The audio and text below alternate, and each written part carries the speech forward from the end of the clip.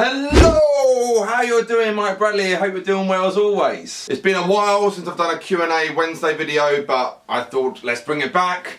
So yeah, if you're new to this segment of the Mike Bradley show, people leave a comment either in the section box below or head over to my Facebook page and send me a question there, and like the Facebook page as well. Very important you do that because it means a lot and helps me out. And I've got Instagram and Twitter. You can send me messages on there. Yeah, send me a comment, send me a question, sorry, and I will do my best to answer it any way you can. I've got quite a backlog of questions, so apologies if it takes a while to get to them, but I will get to them because I'm a nice guy. That's how I feel. I want to help you. Okay, anyway, first question, please. Sassafraz150 asks, what gauge strings do you use on your Strats and Tellies, Mike? On my Stratocasters and Telecasters, I use 10 gauge strings. At the moment I'm using Roto Sound, I've been using them for quite a while, but I've used Dunlop in the past, GHS Boomers as well. I like them, but yeah, I've been using Roto Sound for a good year or two, something like that now. So, but yeah, 10 gauge on my Fenders. And on Gibsons, I actually should say, I use 11 gauge strings because Gibson guitars have a shorter scale length. The neck, if you will, is shorter than the Fender guitars.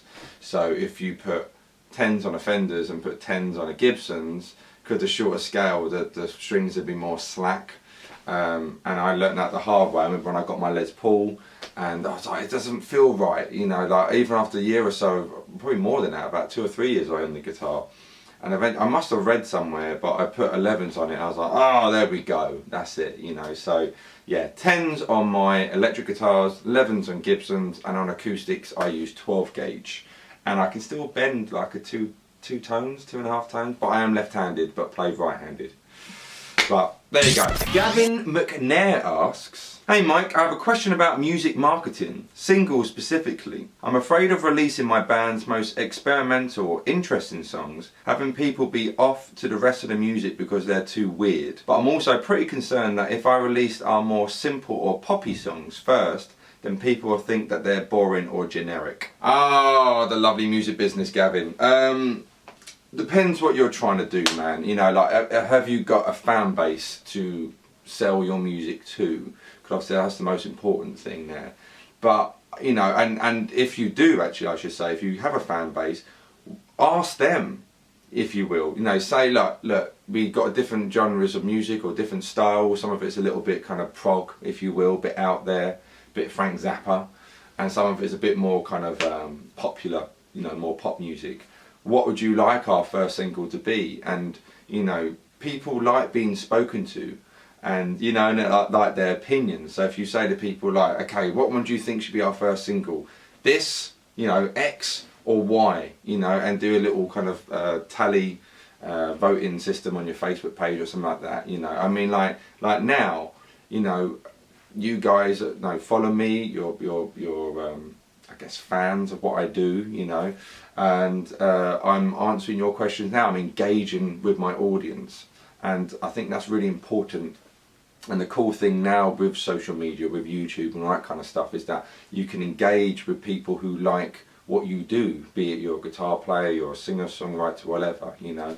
I'm releasing an EP soon, and, you know, hopefully you guys are going to like it, you know, and I've got some behind the scenes stuff, and I'm going to be engaging with you all as much as I possibly can, you know, so that when it comes to releasing it, you're hopefully pumped for it just as much as I am. So take that kind of thought, you know, so say, you know, give little snippets of the songs you're thinking of releasing, and ask the people following your music, you know, what do you think, what would you prefer to be our first single, you know.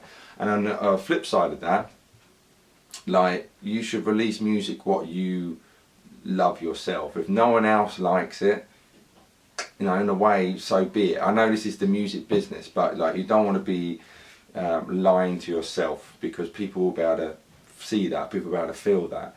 If you're releasing something to try and get a hit, you know, like just trying to put out any old thing out, you know, people aren't really going to buy into that, because I reckon, you know, I can feel it in someone if I'm like, they've just done that to try and make a quick buck, you know. So you know, my famous word.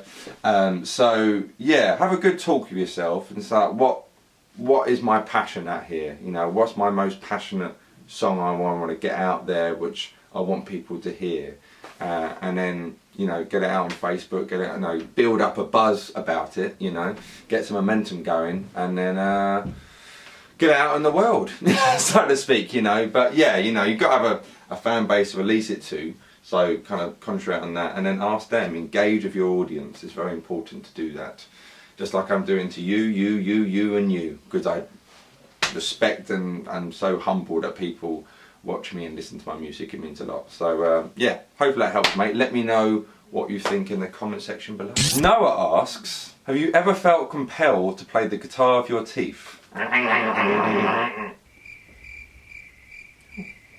Not really. I mean, when I was 18 or something, I'm sure I would have done the old Hendrix thing and played a bit to kind of have a bit of a showmanship on stage with it, but not really, nah. Plus, I don't want to damage my teeth. I've got no fillings. Ding! Miguel asks, hi Mike, so I finally purchased my guitar. It's a Jimi Hendrix Strat, but it has fret buzz on the G and E strings. So I want to know how to set up my guitar. The only thing that I changed on my guitars are strings, so I'm new to this stuff. Miguel, if you bought a brand new guitar and it's got fret buzz, take it straight back to the shop, because that is bad. That is very, very bad. The guitar should have been set up before being sold onto you.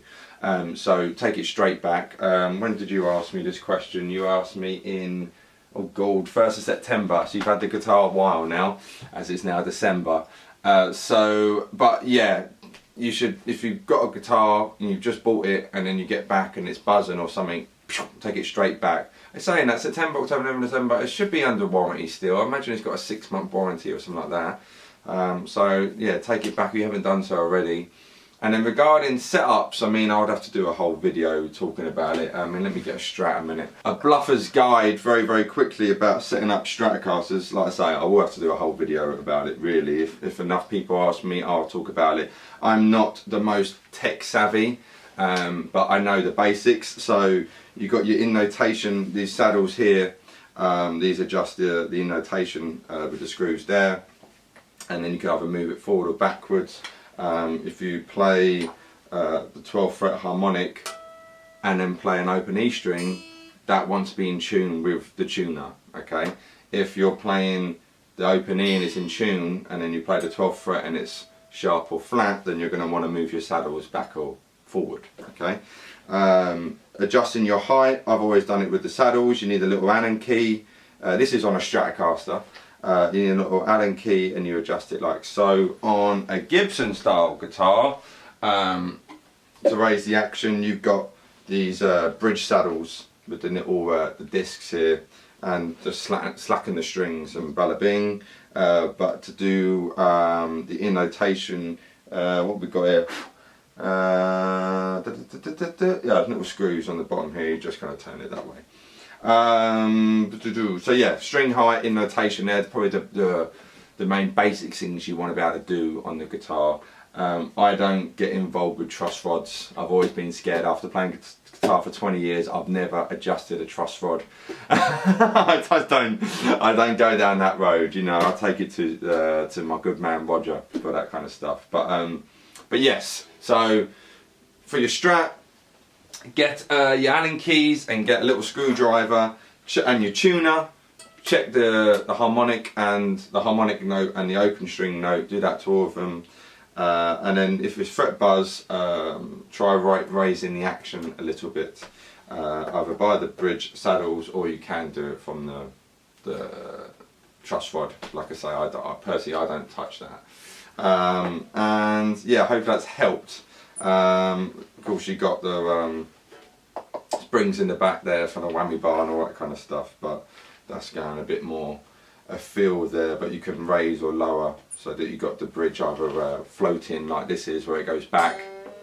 Hopefully you can hear that, or just going down. But yeah, so there's some little basic, very quick 2-minute bluffer guide tips. Robert Blanton asks, could you cover how you approach crafting a guitar solo, i.e. what you're thinking about as you're crafting one, and the use of dynamics, techniques, tension and release? Thanks. Now, let me turn an amp on. Let me turn my amp on. Now, apologies, I haven't mic'd up my amp or anything, it's just a camera mic. But, so what am I thinking? So, you know, you can, no, if say you're in the key of A minor, okay, so a lot of times I want to know if sometimes you can't know the chords you're playing over if you get up at a jam or something like that and you're just kind of going with it. But you still want to be listening to the chords as they're kind of changing, so then the notes you're playing over them are fitting. So of course you can just whiz up and down pentatonics and you're sorted that way, you know, because all those notes kind of work. But you know, if you're thinking about crafting a solo, I mean, a really good example here in A minor actually is the Stairway to Heaven solo, right? So you've got A minor, G, to F, and then Jimmy, okay, he goes like that, and he's finishing on this F note. Now F is not in A minor pentatonic. F is in A minor scale. But the reason he hit that F is because you got over the F chord, he's playing the F note, so it all harmonically fits.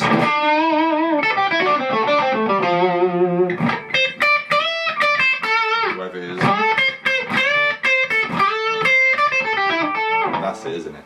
Alright, so, you know, kind of thinking about the chord you're playing, and also, you know, there's nothing wrong with playing the notes from the chord. So if I'm, or, you know, landing on those notes actually, so again A minor, you've got A, C and E, so you can finish on a C is going to sound right, finishing on an E is going to sound right, or, you know, playing those notes, A, C, E,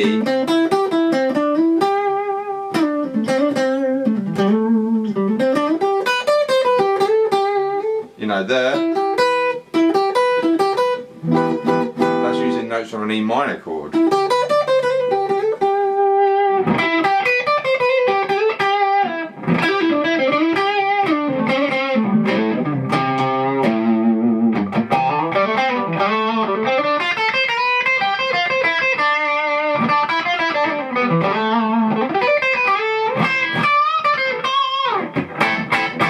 So, hopefully this is making sense. Again, I'm trying to do it in a very small section. Again, I should really do a whole video talking about this kind of stuff.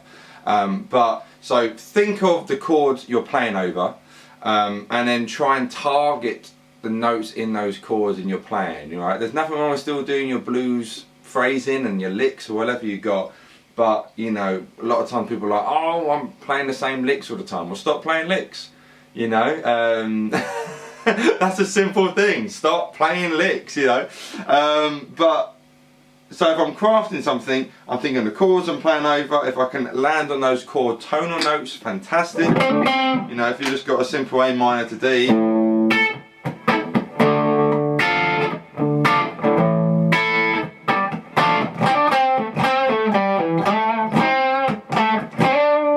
you know, so there I kind of engage that A.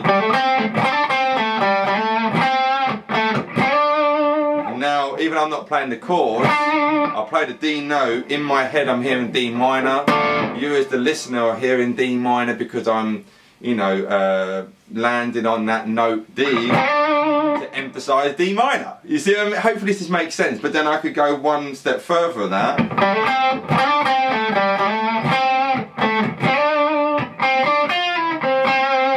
So there, I kind of targeted that F note because F is in D minor, so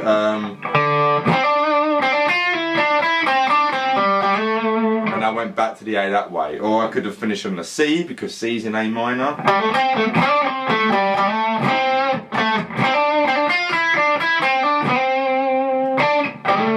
Whatever, you know. Is Is this making sense? I really hope it is. So, you know, music is very much a language. And let me just turn all this off so you're not buzzing about. Music is very much a language, and, you know, like blues playing, like over the last year or so, I really got into that kind of B.B. King and Robin Ford kind of blues playing. You know, Robin Ford's just taken what B.B. King's done and just expanded on it so much with that jazz vocabulary. But the mix in the major and minors, you know, it's almost jazz playing. And I've really got into it more, and I feel I've got better at it as a guitarist. And the reason for that is because I've been listening to that kind of playing and that music more. So that vocabulary is in my head. You know, it's just like speaking. You know, you learn more words as you develop as a human being. You know, there's certain words you might say now that you didn't say a few years ago. You know, like, you know, I don't know, you could be all fancy and throw the word gregarious out there. I don't know. I'm quite a gregarious young man, I guess. But, you know, so, you know, a bit more kind of, instead of just common words. It's the same, hopefully this is making sense, you know, it's the same with playing on the guitar. You know, if you listen to a specific style of music a lot, it will just start coming out in you a lot more. You know, 10 years ago, I was, you know, rock blues, kind of, you know, Richie Sambora's my kind of guy. I sound a lot like that. And now, when I was doing some session stuff recently, and some guys were like, "Oh, you're quite a cool jazz player." I'm like, "I'm not a jazz player. You know, I can inject those ideas. I'm not a bloody jazz player." You know what I mean? But because I've been listening to that style, it kind of comes out in my playing a bit more.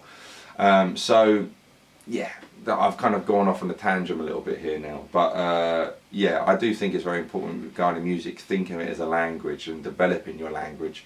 And if you want to speak other languages, start listening to it. My girlfriend can speak French and German fluently, and a couple of other languages. Not fluently, but French and German, she's fluent at it. And, you know, she lived in Paris for a while, and she lived in Germany for a while as well. So she was absorbing that language in her psyche, you know, so that she could speak it fluently. So, yeah. Anyway, I've gone off on one, hopefully that helps. There you have it, guys, hopefully you enjoyed that. Please give this video a good thumbs up and share it around as well, it means a lot. Like I say, send a question in and I will do my best to answer it, and hopefully these answers to these questions have helped you all out, and maybe you've been all secretly thinking if I play the guitar with my teeth or not. Anyway, hope really, really well. Every Wednesday and Friday is a new video from moi, and I will see you all very, very soon. Take care. Mike Bradley signing out.